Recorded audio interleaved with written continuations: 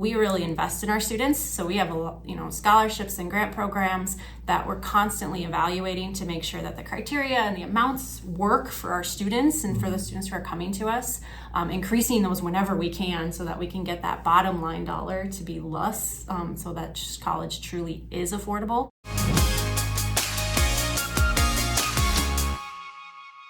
Welcome everyone to Navigating Financial Aid. We are at University of Northwestern, St. Paul. It is awesome. I am here with the Director of Financial Aid, Hannah Blanhnik. Thank you for spending some time with us. Yeah.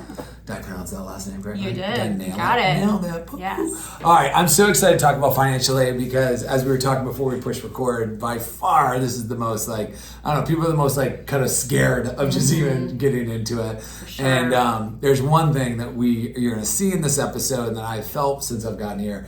Y'all are amazing administration and staff and faculty. Everyone really cares, and you really take the time to usher people through the different processes. But let's go big picture first. A lot of times, Christian private institution, can I afford it? And you all work really hard to make it affordable. I'd love you to expand on that and how do you do that and why do you do that, and just talk a little bit about that to the audience. Yeah, it's such a huge thing. I know for so many of our families, you're sitting around trying to think about college and dreaming about the future, and then you sit there and there's this really tactical logistical reality underneath it of you have to pay for it. And so we really want to make sure that students understand that you can afford school, you can afford to go to college, you can afford private Christian education.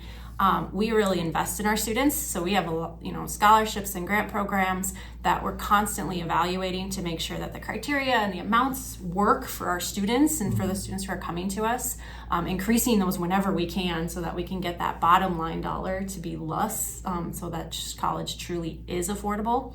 And we also will invest in you through our counseling staff. We'll spend hours with you answering your questions and walking through, helping you understand that this, all of the questions that you have, this really can be real, and so that you can set aside that financial decision and go back to focusing on the big picture and the big dream of what God has for you. Yeah, I love that. Yeah, it's so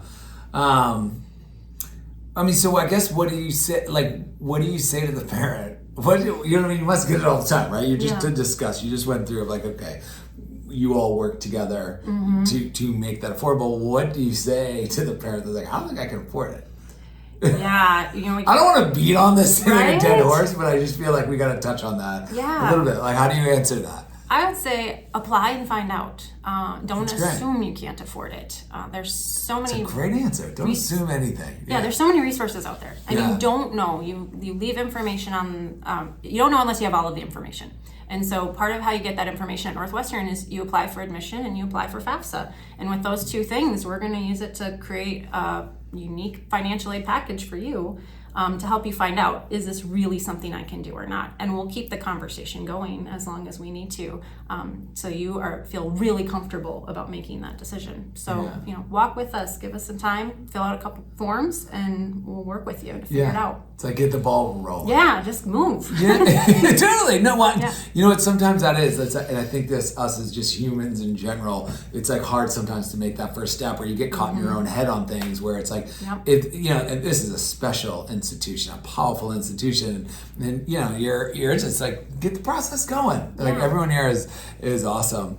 Okay, I'm sure you get. I was asking this in Ask Admissions as well. I'm sure you get a ton of different questions every single day from lots of different people. For sure. But what question do you wish that you don't get asked that you wished parents or students or teachers or whatever would ask you as they trying to figure out if this is the right fit and can they afford it? Yeah, that's a great question. I would say the thing I wish students asked is, why is it valuable to fill out a FAFSA even if I don't think I'm going to qualify for anything?